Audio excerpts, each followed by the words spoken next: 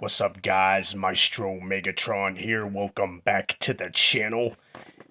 Tonight's discussion, what I would like to talk about is some of the mysteries about Friday the 13th Part 2. Just a few mysteries about Friday the 13th Part 2 where after all these decades, after all these years, I'm still head scratching. Like, for instance, the beginning, when he goes to find Alice. Supposedly he's been out there. So, okay, first of all, supposedly he drowned, but apparently he didn't drown, or he came back from the dead. Blah, blah, blah, blah, blah. There's so much speculation on that. So many horror movie Friday the 13th theories on that. I've come up with my own. He never really drowned to begin with, and he watched his mom get decapitated that night. So I'm with that one. But supposedly he's been living out there in the wilderness all these years as a boy, living off the land, living in the woods, living off animals, feeding off animals. That's all he knows is woods, wilderness, trees, animals, and that's it. So at the beginning, how did he know to pick up a phone book and find Alice's address? How the hell did he even know Alice's last name to pick up a phone book and go to her house and find her address? You tell me that. That's one of the few great mysteries I wonder about Friday the 13th Part 2. Now, mind you, this is one of my favorite Friday the 13th movies, but just tell me how. How did he do it? How did he know? I know it's Jason freaking Voorhees, but he really didn't become supernatural till later on in Part 6, 7, 8, and all that crap. But how did he know to pick up a phone book and find Alice to go avenge his mother from her cutting off her head?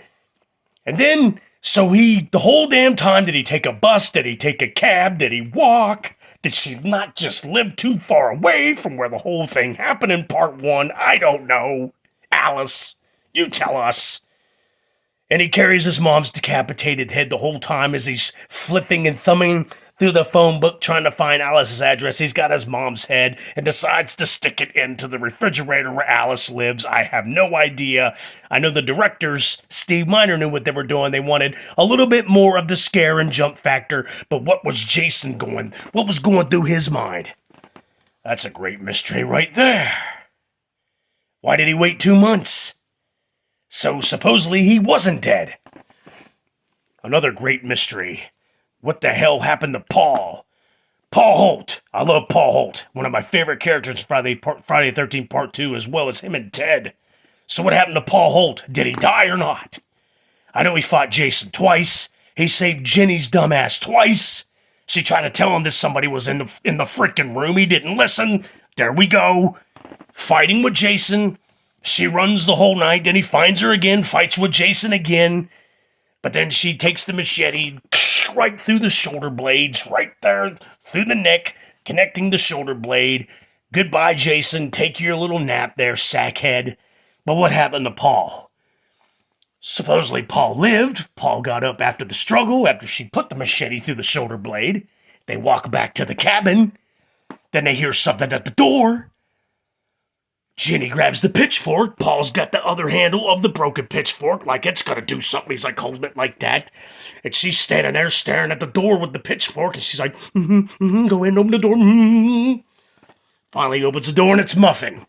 Which makes you wonder, was Muffin really alive? Was that really Muffin laying on the ground in Friday the 13th Part 2? When the other two morons, the two kids that shouldn't be wandering off in Camp Blood, found the dead animal on the ground, was that Muffin there or was that another animal? I don't know. So did Muffin live? So it shows that Paul lives. It shows that Muffin lives, and then all of a sudden you see Jason without the sack head bust through the window and grab her. Now, did Paul die, saving her from the clutches of Jason? A lot of people say that she was delusional and all the shit with Paul being there and Muffin was in her mind and Jason did attack her but got away. And other people say that, yeah, Paul was alive. He helped her get away from Jason when he busted through the back of the window for the last jump scare in the movie. And then that's when Paul died. Because at the very end, when they're loading her up into the ambulance, she's like, Paul, where's Paul? Now, one paramedic can just very simply, easily go, yeah, he's dead. Or, no, he's in another ambulance. He's okay. We're patching him up. Not one person can say something. They just let her lay there in the gurney and go, Paul. And that's it. So what happened to Paul? Is he alive?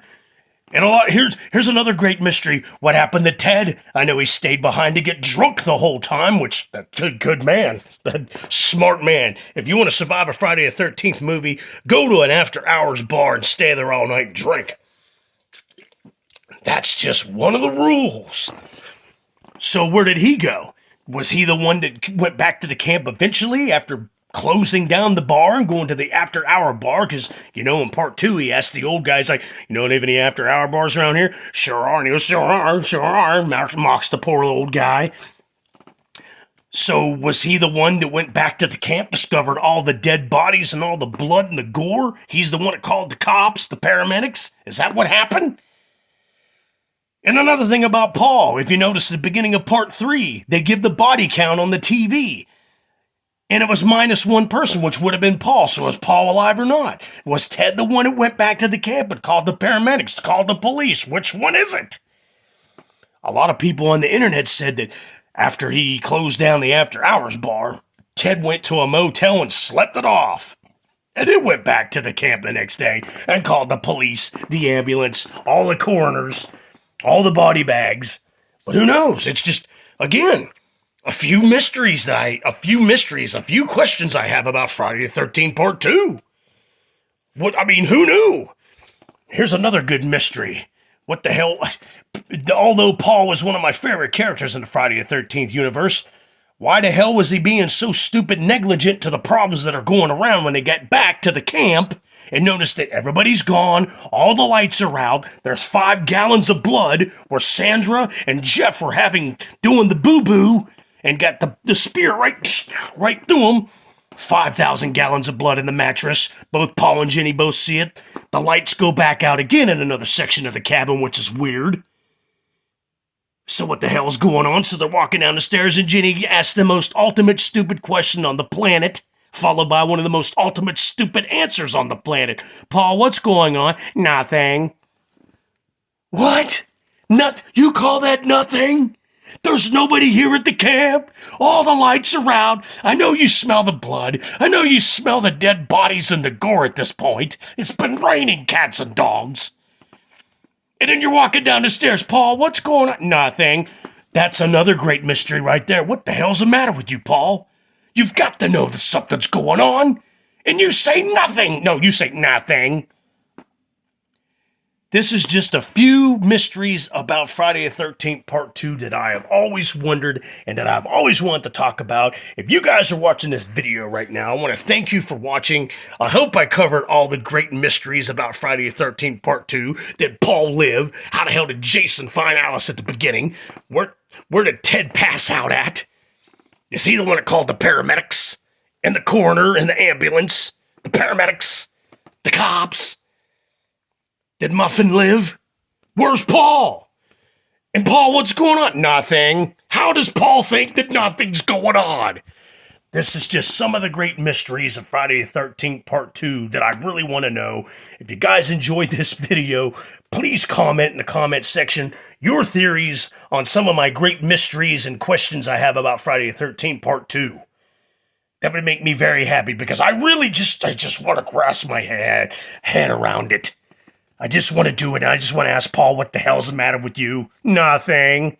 Anyways, guys, if you like the video, like it. If you love the video, please subscribe to the Maestro Megatron, and please leave a comment in the comment box on what do you think about some of these unsolved mysteries about Friday the 13th Part 2. Maestro Megatron's out of here.